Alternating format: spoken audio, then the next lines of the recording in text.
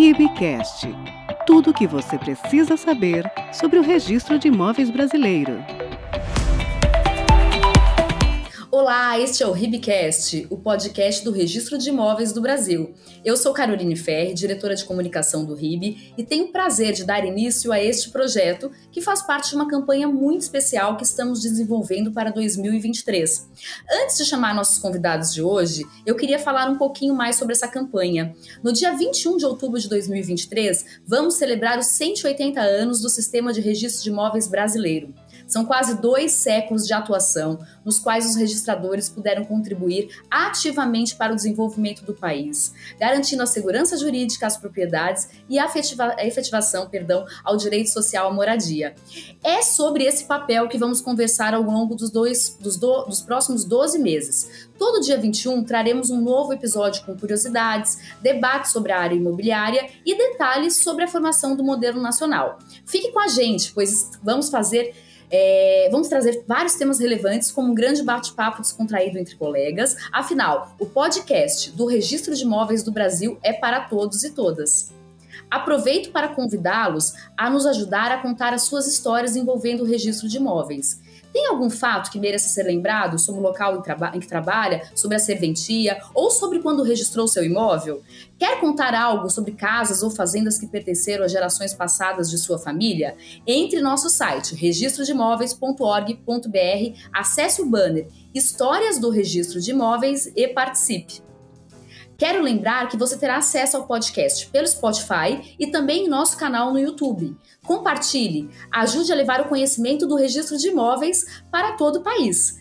Então vamos lá! Para estrear este podcast, convido o presidente do RIB, Flaviano Galhardo, e os registradores Ivan Jacopetti e João Pedro Lamana Paiva para falarmos sobre a evolução do registro de imóveis e o desenvolvimento do país. 3 referências no que tange ao conhecimento do RI, em especial do seu histórico. Flaviano, como vai? Tudo bem? Olá, Carol, tudo bem? Boa tarde, Lamana, meu amigo Ivan.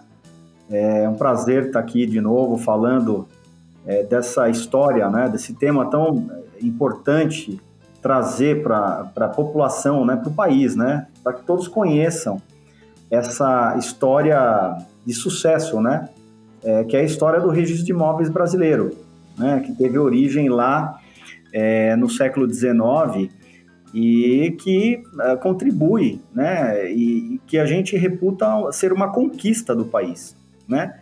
Daí a importância dessa campanha, né, Carol?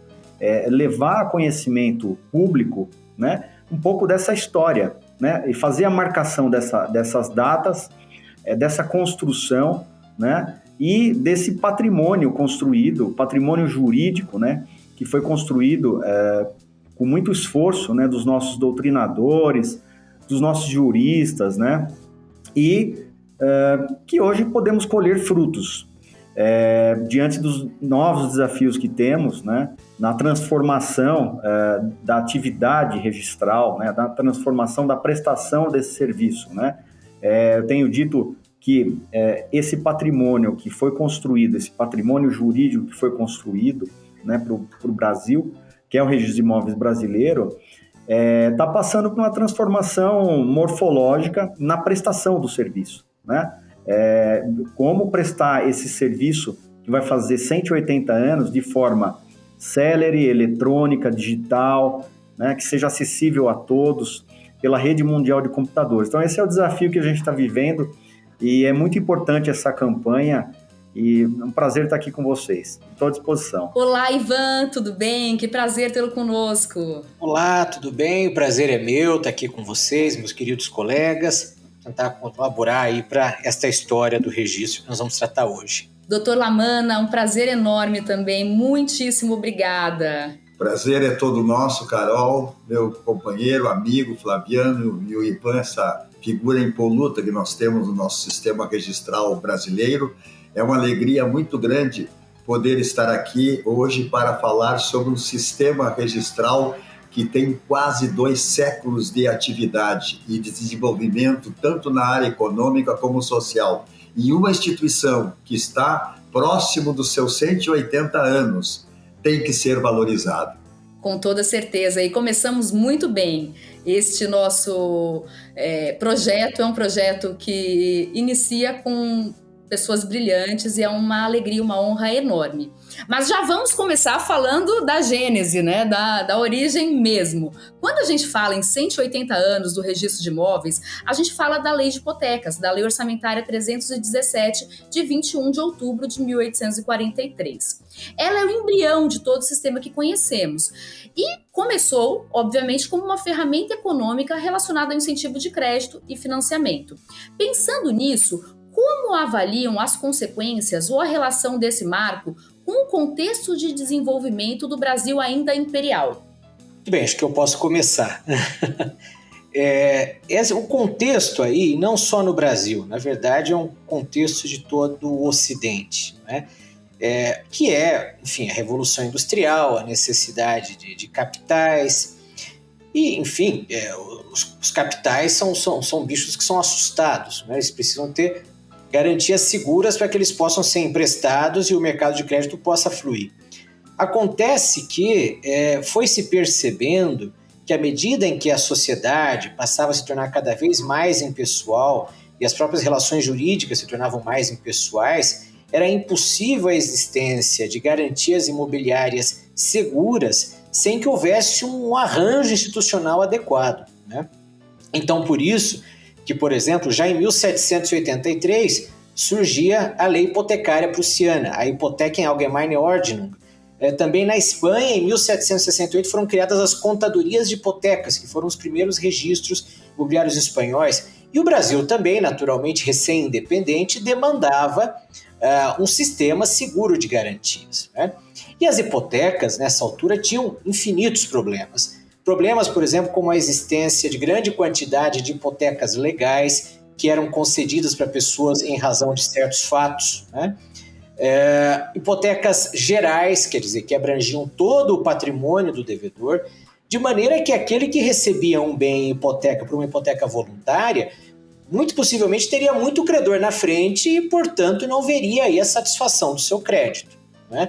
Então, as reformas hipotecárias tinham como objetivo reformar todo esse sistema e especialmente estabelecer um sistema confiável de preferência entre os créditos garantidos por hipoteca.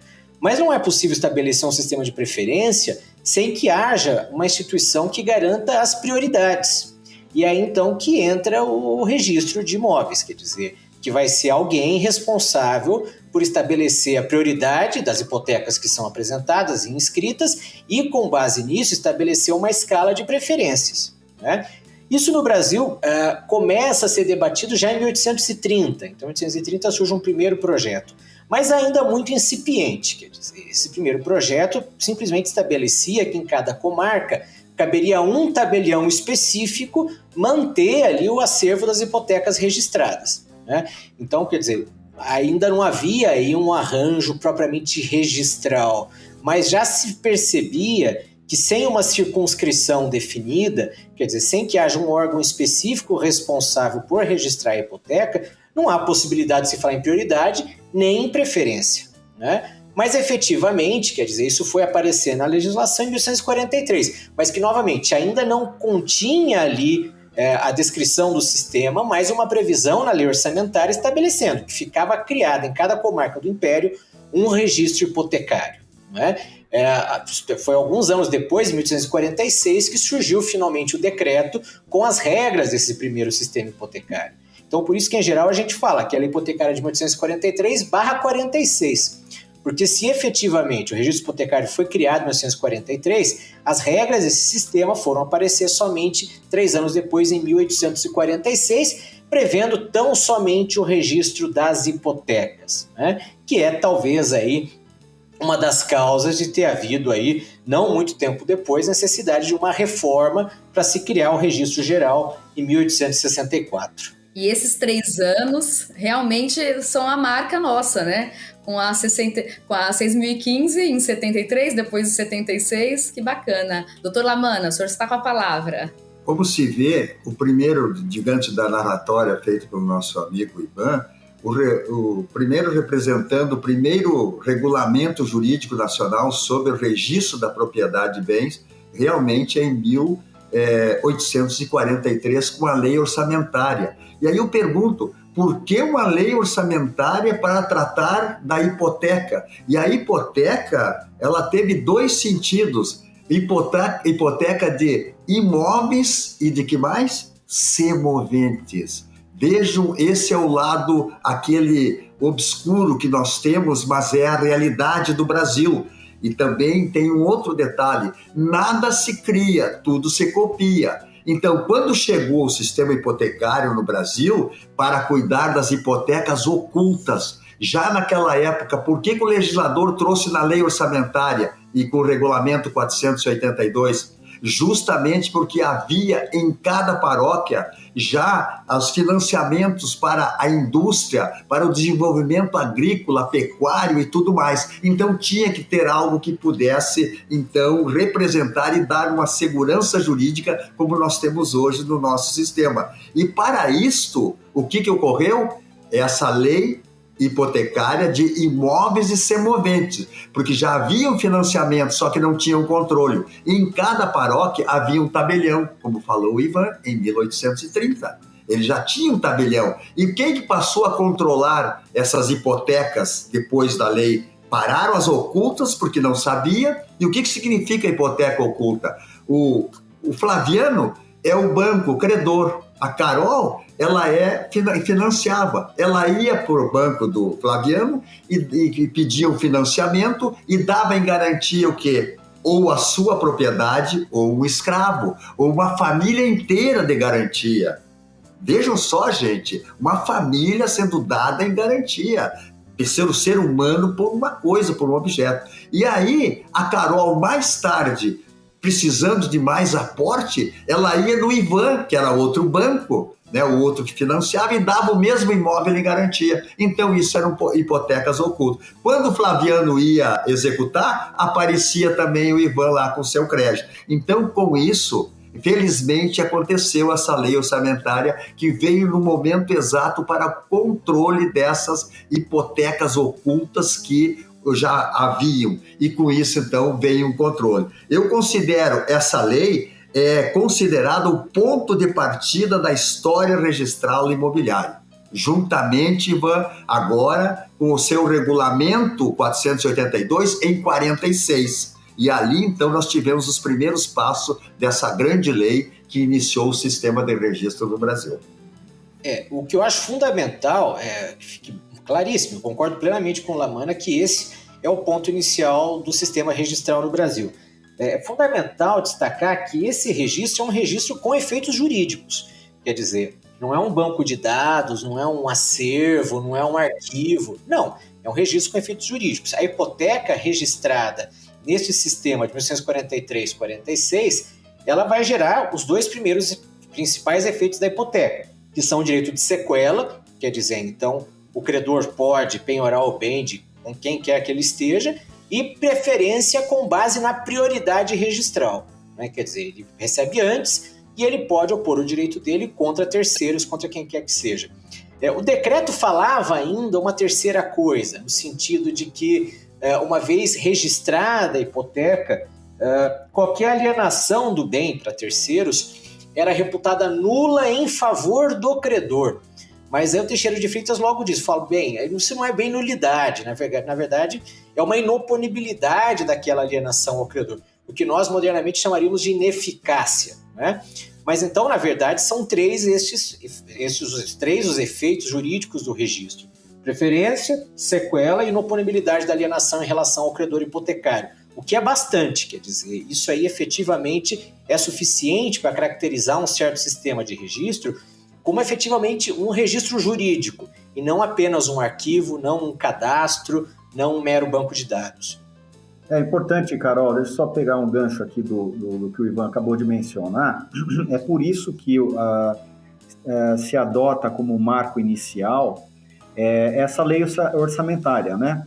Que é lá de 1843, e não a lei de terras, né? Muitas vezes citada de forma acessória nos livros de história aí dos direitos reais, porque a lei de terras ela era nada mais, nada menos do que conhecida como o registro do vigário, né? ou seja, aqueles registros que eram feitos perante o vigário das localidades, porque ele tinha fins meramente de separação do que era da posse da coroa e o que era a posse sobre terra devoluta, né? Ou seja, áreas que estavam sob a posse de particulares, para diferenciar das áreas que estavam sob a posse da coroa, né? Tudo em decorrência do sistema de sesmarias, né?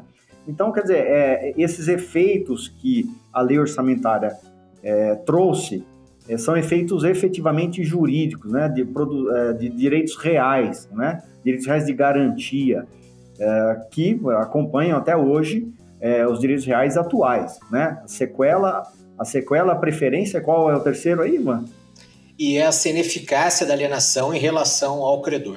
Em relação ao credor. Então, por isso que a gente está marcando essa data, né? E só mencionar aqui, oportunamente, que já há um projeto de lei proposto no Senado, do senador Wellington Fagundes, né? Instituindo o Dia Nacional do Registro de Imóveis do Brasil, adotando essa data de 21 de outubro de 1843. Nessa tomada aí, nessa batida que o Ivan começou e o Flaviano completou, nós chegamos então a 46, aonde eu falei inicialmente que não foi só no Brasil que surgiu, foi na América toda, porque a Europa já começou bem antes com o sistema de hipoteca. Aí, logo em seguida, nós tivemos uma lei que o Flaviano comentou agora, que é a Lei Imperial 601. Essa lei é de 1850. E por essa lei instituiu-se o registro do vigário. Olha só, e por que o registro do vigário? O vigário mesmo, aquele da paróquia, não é o que temos hoje no país, né? É o próprio mesmo, entenderam? Tá? Então, nesse sentido, nas respectivas paróquias, e hoje são circunscrições que nós temos, né? A cada paróquia tinha um vigário. Aliás, eram dois, o vigário e o padre. O padre cuidava do registro de nascimento e óbito, e o vigário cuidava da posse que podia surgir, que era apresentado. E a lei é super interessante, e eu recomendo para aqueles que quiserem saber a origem de como também teve importante papel a Igreja Católica nesse sentido, ler a Lei Imperial 601. E no artigo 93 ela já dizia e diz que deveria ser apresentado um contrato com duas vias. Então, ele reconhecia o que era bem público e o que era bem particular, mas somente com a posse. E aí, um outro detalhe que eu acho super importante mesmo, tá? Que hoje nós vivemos no século XXI, e nós estamos falando do século XIX, é o sentido de que os vigários terão livros de registro por eles abertos, e numerados e etc. e tal. E aí diz assim, textualmente, as declarações dadas pelo reconhecimento daquela posse, tá? Que eles forem apresentadas, e por esse registro cobrarão, olha o detalhe, do declarante emolumento. Qual é o sistema que nós adotamos hoje no século XXI? Emolumento. E diz mais, correspondente ao número de letras. Imagina, gente, nós cobrarmos pelo número de linhas, de letras, um registro hoje. Tá? E para encerrar, ele diz assim, que quando tiver um exemplar, a razão de R$2 por letra. Qual é a moeda hoje que nós temos no país? Reais. Correto? Então, a sintonia nessa batida, Ivan e Flaviano e Carol, que nós estamos falando, ele vai se adaptando e dá um reconhecimento que ali ajudou muito a chegar em 1964 com a lei que transformou a hipoteca em registro geral. É interessante realmente essa história, quer dizer, na Idade Média, Portugal estava em reconquista e por conta disso a monarquia portuguesa é uma monarquia em conflito constante com os infiéis, com os muçulmanos que ocupavam a península.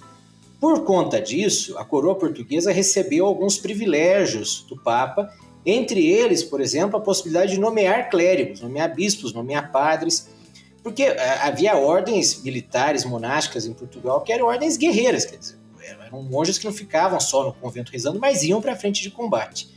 Então, o rei de Portugal podia nomear alguns religiosos, né? Isso deu origem àquilo que se conhece como o padroado, que é a possibilidade da coroa nomear também eclesiásticos. E quando houve a independência do Brasil, entendeu-se que o Império Brasileiro herdou o padroado da coroa portuguesa. Então, os vigários das paróquias eram funcionários públicos, por essa razão. Eles exerciam várias funções que eram funções do Estado brasileiro. Não havia separação entre igreja e Estado, na verdade, muito pelo contrário. A nomeação dos bispos no Brasil dependia da aprovação do imperador, né? Isso levou a uma questão séria mais para o final do século XIX, mas não vem aqui ao caso. Bom, os vigários, então, que estavam lá nas paróquias, recebiam algumas funções, então, que eram funções de Estado, que não tinham nada a ver com a religião. Entre outras, esta, então, que é a de exercer ali a função de um notário, né, que recebe declarações nesse registro de terras possuídas, né? Então, quer dizer, na lei, em nenhum momento aparece a expressão registro do vigário. Lá é registro de terras possuídas. A expressão registro do vigário veio depois até com um tom meio irônico, quer dizer, por conta do famoso golpe do vigário, então era o registro do vigário. Por quê? Exatamente porque esse registro não prova nada e, na verdade, nunca serviu para nada. Esse registro do vigário, ele se limitava a representar um conjunto de atas de declarações de posse prestadas por pessoas. A finalidade era que, com base nisso, o governo pretendia discriminar as terras públicas das privadas. O governo não sabia, como na verdade não sabe até hoje, exatamente qual é a quantidade de terras públicas, quais são terras públicas, quais ainda estão disponíveis, né? E tentou-se, então, criar um cadastro para, olha, então primeiro a gente recebe a declaração de quem disse que ocupa, depois a gente vai lá e separa. O que ninguém declarou no prazo é terra pública, né? Naturalmente que não tinha muito bem como funcionar uma coisa dessas. E até quem já viu as declarações do registro do vigário, as declarações são muito singelas, quer dizer, eu ocupo uma área de terras com mais ou menos tantas léguas que fica perto do rio tal, e é isso, né? E o que prova essa declaração? Prova uma única coisa, que em tal dia alguém compareceu perante o vigário tal e fez uma declaração, mais nada. Nos anos 70, o STF proferiu um acordo muito interessante dizendo exatamente isso. Não se pode provar propriedade anterior ao Código Civil ou mesmo anterior à Lei de 1964 com base no registro paroquial. E aí, na verdade, o que se sugeria lá no acordo, o acordo é muito interessante, é que a regularização dominial destas propriedades anteriores ao Código de 16 deveria ser feita para prescriptio longissimi temporis, que era uma modalidade usucapião de 30 anos que existia antes do Código Civil de 16. Mas o registro de vigários em si não tem nada a ver com o registro de imóveis, não prova nada e efetivamente é apenas uma curiosidade histórica. Quero fazer uma pergunta, antes já liberando o espaço para o senhor Dr. Lamana. Nós temos um dado do Ministério do Desenvolvimento Regional de 2019 que cerca de 50% dos imóveis urbanos do país estão irregulares, independentemente de classe social, 50%. Talvez esse contexto fundiário e legislativo formativo tenha favorecido isso ou não? Muito bem. Antes, Carol, se me permite, eu só quero fazer um complemento que é muito importante, que o nosso atento presidente, grande colega, palmeirense, freguês do Inter, me observou quando eu lancei aquele trabalho sobre do manuscrito ao registro eletrônico, que eu coloquei uma frase ali que não era aquilo que está ali, viu? Que era outro sentido. Eu disse que o registro mal começou ali. Não. Eu quero dizer que, nesse caso, Ivan, eu até criei um texto para deixar bem claro para todos os telespectadores nossos, né, que estão interessados no ramo direito. O que era o registro vigário? Tratava-se do reconhecimento da posse com o fim meramente declaratório, para diferenciar o domínio público com o domínio particular. Sim, mas era escrito, era livro, recebiam emolumentos, etc. e tal. Quer dizer, que criou aquilo ali para depois seguir. Com referência especificamente a esse problema da regularização fundiária, que podemos dizer, não discutimos, não é de ontem. Essa discussão, Carol, ela vem desde o século passado.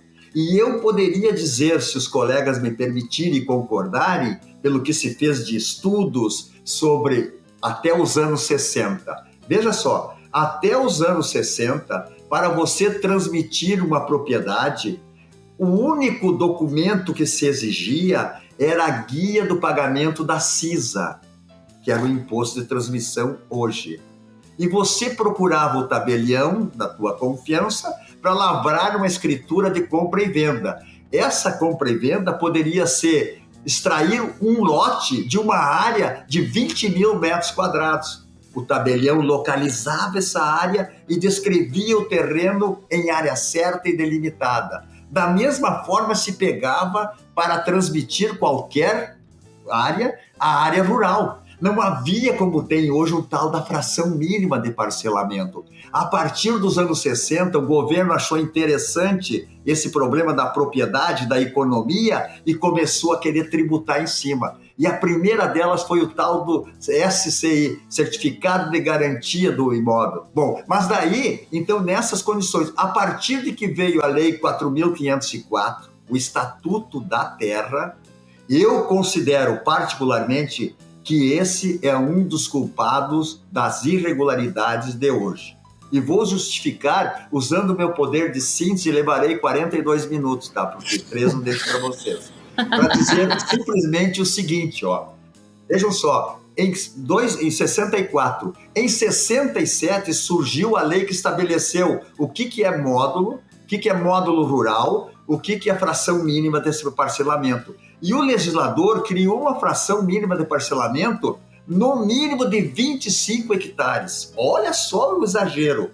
E tinha até regiões, no caso do Alegrete, aqui no Rio Grande do Sul, que é a maior área dos municípios, dos 497, criava 40, 50 a fração mínima. O que eu quero dizer com isso, Carol? Quero dizer que quem tivesse uma área de 49 hectares, olha só, e quisesse vender área certa e delimitada, sem condomínio, teria que ficar no mínimo com a fração mínima correspondente a 25. Então, se ele fosse vender, não podia vender 24 porque era inferior. E se vendesse 25, não ficava com o mínimo.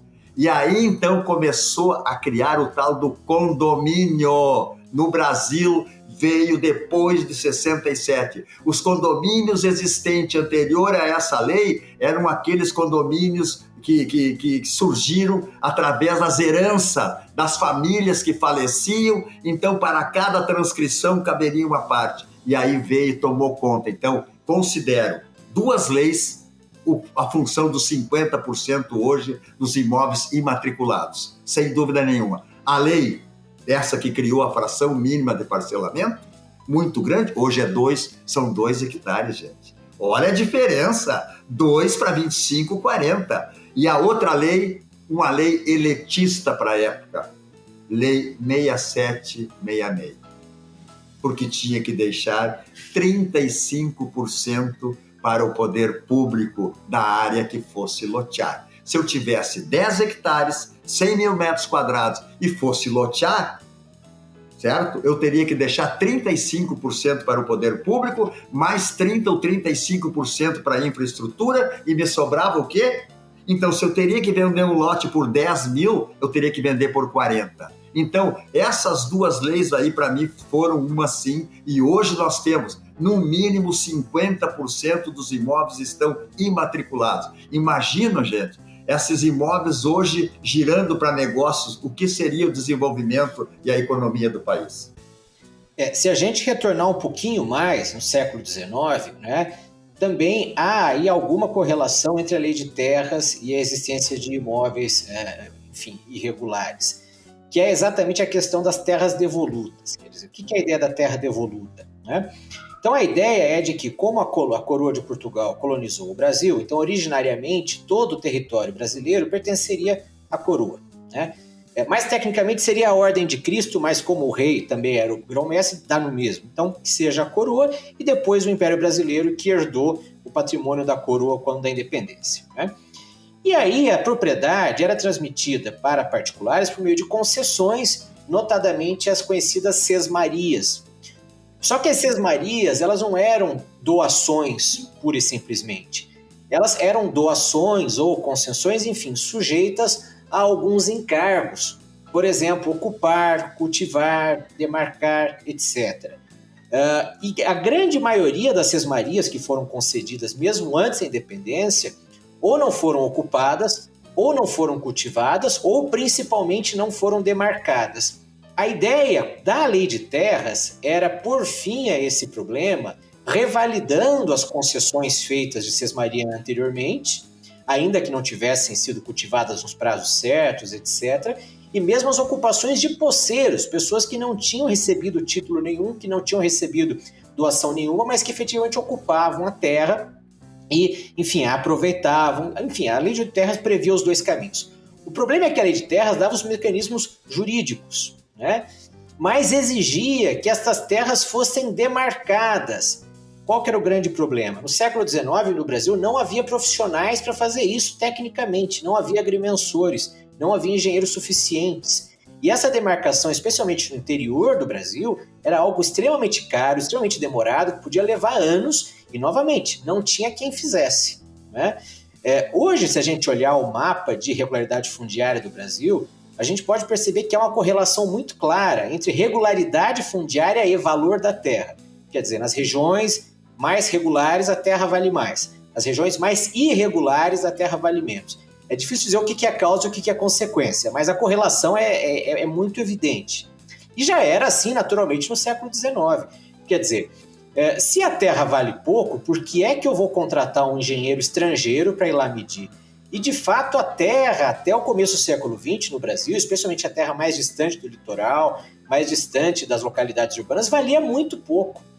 E no século XIX, quem realmente tinha dinheiro no Brasil eram os traficantes de escravos, né? E eram os proprietários de seres humanos. Quer dizer, o fazendeiro, muitas vezes, ele ficava endividado nas mãos do traficante de escravos.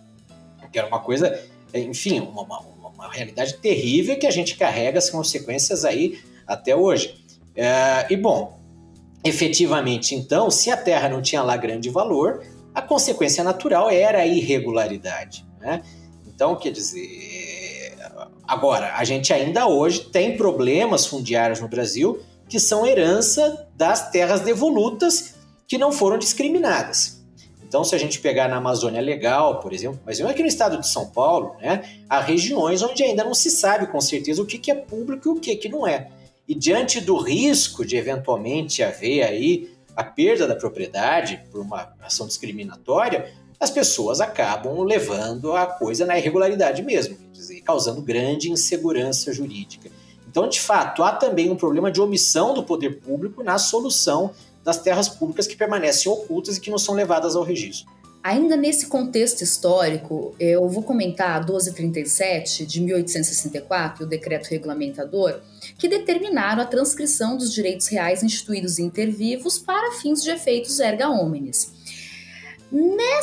Nesse recorte, qual foi o contexto histórico que fundamentou essa mudança e qual foi a sua consequência para o desenvolvimento do país? Doutor Ivan, se me permite, eu vou aqui prestar um tributo a esta obra, que é fantástica, que é realmente uma referência na história do registro de imóveis, e aqui o senhor nos dá a explicação. Então eu gostaria que pudesse comentar para os nossos ouvintes também. Muito obrigado por fazer referência à história do registro de imóveis, essa coleção aí da RT, realmente a coleção inteira ficou primorosa, obrigado pela referência. E, bom, o grande problema que a lei de 1864 e o regulamento de 67 tentaram resolver foi a inexistência de previsão na lei anterior do registro das transmissões. Quer dizer, a lei de 1943, 46, previa apenas registro de hipotecas. Com aí a ingenuidade, não é? Enfim, de se achar que eu tendo aí uma hipoteca registrada num lugar, né, definido, seria suficiente para as hipotecas serem, então, oponíveis, darem sequela, darem preferência, e teoricamente deveriam dar. Acontece que muitas vezes aquele que dava um bem em hipoteca não era proprietário. Aí não havia nada que se falar em sequela, nem em preferência, nem em nada, porque efetivamente, né, não se poderia produzir um direito que ele não possuía, quer dizer, ele não era nem mesmo proprietário e não poderia hipotecar. Bom, por obra do conselheiro Nabuco de Araújo, que era o pai de Joaquim Nabuco, né, um dos nossos patriarcas aí, criou-se então um novo projeto que foi discutido durante longo tempo, quer dizer, mais de 10 anos, isso foi na Câmara, no Senado, no Conselho de Estado, e acabou resultando então nesta lei que finalmente passou a prever o registro das transmissões intervivos, né?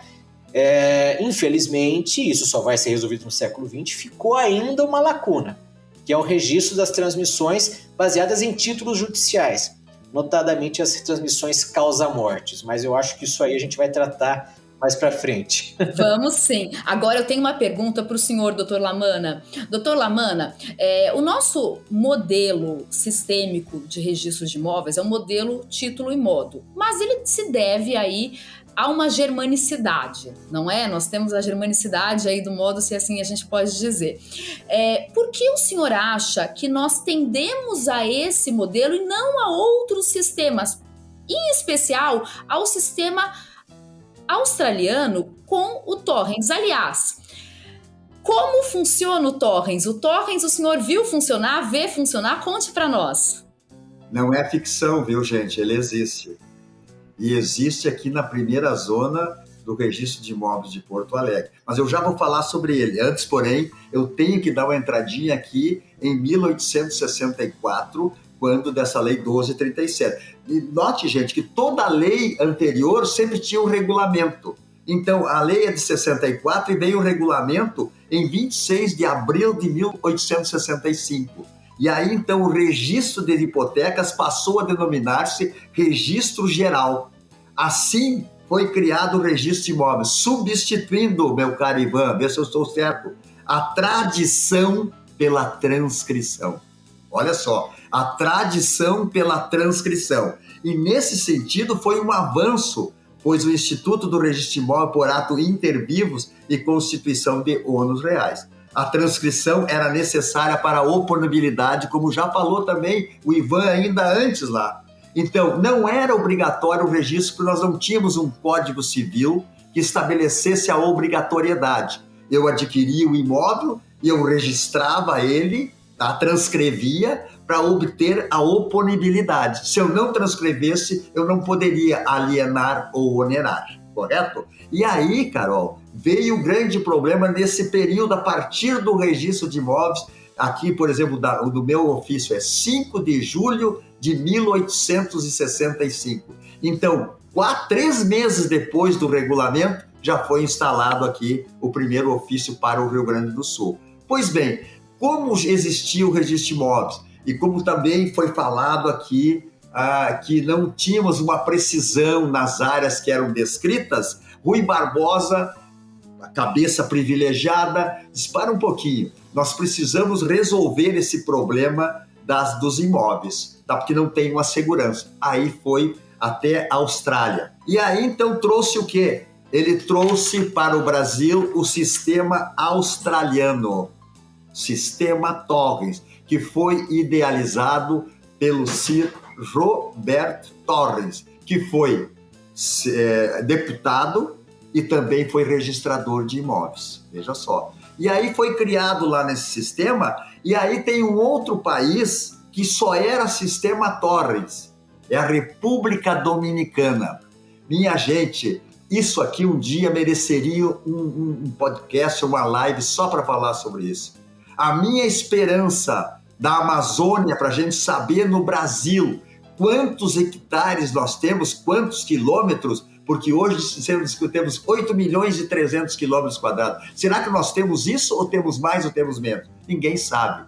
Então, o sistema lá republicano, da República Dominicana, todo imóvel nasce com o Tribunal de Terras, correto? Então, se o imóvel ainda não tem a matrícula do sistema, você tem que começar lá no tribunal, faz o levantamento, vai ser um dos melhores sistemas que o mundo vai ter, vai ultrapassar inclusive o sistema alemão. E o nosso sistema, convenhamos, gente, eu adoro, para mim é um dos melhores do mundo. A gente conhece, né, Flaviano, Ivan, Carola, aí a luta da Rússia, os outros países, né, na América, aqui na Cuba, etc. Tal, não dá para comparar. Então, o que fez o Rui Barbosa? Buscou esse sistema TORS. Foi criado em 1890, correto? E o meu ofício aqui tem o primeiro livro, ainda em 1890, o primeiro registro. Serve para legalização da propriedade fundiária. O que significa regularização? É o georreferenciamento de hoje, gente. Porque para você colocar um imóvel no TORS, na época, ele servia para imóvel urbano e rural, para os dois, até 76. Com o advento da Lei 6.015, tá, nós, registradores, e querendo saber alguma coisa sobre o registro, queríamos que o TORS fosse eliminado. Mas a Lei 6.015 manteve, nos artigos 277 e seguintes. E o que aconteceu? Então, a partir desse momento, somente para imóvel rural. E o que é esse sistema TOR? É um levantamento físico que você faz no imóvel igual ao georreferenciamento de hoje. Porque você tinha que ter as medidas, tinha que ter os azimuth, os ângulos, e você media de que jeito? A palmo, a braça, ao pé, por cachimbo, a cavalo, por corda. Olha as medições. Por isso que hoje os imóveis rurais não coincidem com a transcrição ou com a matrícula. E isso aí, então, o georreferenciamento veio para isso. E ainda mais, é um processo depurativo do domínio, pelo qual se afastam todos os vícios, defeitos e anomalias que o mesmo possa apresentar. É como se estivesse nos Estados Unidos, que você lá vai no arquivo para poder fazer alguma coisa no sentido de que possa vender para um terceiro, porque lá o sistema não é de direito, a gente sabe, lá é de seguro. E ainda mais, reconhecido judicialmente. E ainda diria assim, nenhuma ação reivindicatória poderá, digamos assim, contra o proprietário do imóvel. Qual é que é o sistema alemão? Qual é o sistema alemão? Que é um sistema espetacular e que lá, no início, até bem pouco tempo atrás, ele era praticado pelo juiz de direito. O mesmo que julgava um processo, ele admitia um registro de imóveis. E a judicial, hoje ele passou para outro, para o escrevente, para o escrivão, etc. e tal. Aqui no Brasil continuou. E qual é a presunção dele? A presunção do TORS é absolutamente da verdade. Nós temos muita coisa para falar e o nosso tempo é curto, mas eu queria que você encerrasse me dizendo o seguinte: qual foi a principal mudança que a gente teve com o Código de 16? O que a gente, nessa toada aí de historicidade que a gente está dando, o que aconteceu quando a gente teve o advento do Código de 16? O Código 16, ele consagrou, né, o modelo do registro geral, né, da transcrição das transmissões, né, que veio lá, como vocês mencionaram, com a Lei 1237 de 1864, e ele pôs uma pá de cal sobre uma discussão que estava acontecendo, que era mais ou menos o seguinte: a importância, né, da eficácia erga omnes dessa transcrição e desse registro, né, ou seja, era só a partir da transcrição, da transmissão que se produzia efeitos em relação a terceiros. Então ficou se discutindo, até antes do Código 16, se aquela transcrição efetivamente não era a própria transmissão da propriedade, né? Ou se a transmissão continuava se dando pela tradição, pela entrega do título, e a transcrição era só para produzir efeitos em relação a terceiro. Então, o Código Civil veio e pôs uma pá de cal e encerrou essa discussão dizendo: olha, a transcrição é forma de aquisição da propriedade por ato inter vivos. Então, essa foi a grande tônica do Código Civil de 16. É claro que ficou ainda muita coisa de fora, que depois nós vamos falar nos próximos podcasts, né? De títulos que ainda continuaram fora do registro, como aquisições, como as sucessões, né? Títulos judiciais, né? Então, mas a importância do Código do Clovis Bevilacqua, de 1906, foi exatamente essa. Dizer que a transcrição ela era tão importante para a produção de efeitos que ele passou a ser tido como um modo de aquisição da propriedade. Eu completaria, Carol, se me permitisse, o Código Civil é bem simples, né? Ele previu um sistema de registro comum. É ou não é, Flaviano? Comum. Porém, Olha só o detalhe, obrigatório. Por isso que o registro de imóveis ele é constitutivo. Exato. Eu quero agradecer, em nome do Registro de Imóveis do Brasil, a participação dos três. Foi sensacional. Abro a palavra, doutor Ivan, para se despedir, doutor Lamana, doutor Flaviano, e depois retornem para mim para deixar mais um recadinho, por favor. Ok, muito obrigado. Cumprimento aí os meus colegas, agradeço aí o convite, foi um grande prazer. Da mesma forma, eu quero dizer que foi uma satisfação grande poder transmitir todo esse conhecimento que tem os nossos colegas aqui para aqueles que estão entrando e que gostam dessa atividade e aqueles profissionais do direito que têm admiração. O registro de imóveis é, sim, importantíssimo e jamais ele será eliminado. Também aí agradecer a presença do Ivan, do Lamana, e agradecer o seu trabalho aí, Carol. E dizer que é muito importante as pessoas conhecerem essa história sensacional, essa construção que foi feita aqui. E temos aí vários outros podcasts e a história continua. Lembrando que você encontra o Ribcast no Spotify e no YouTube do Registro de Imóveis do Brasil. Então, inscreva-se na sua plataforma preferida para não perder nenhuma novidade. Um abraço e até o nosso próximo podcast.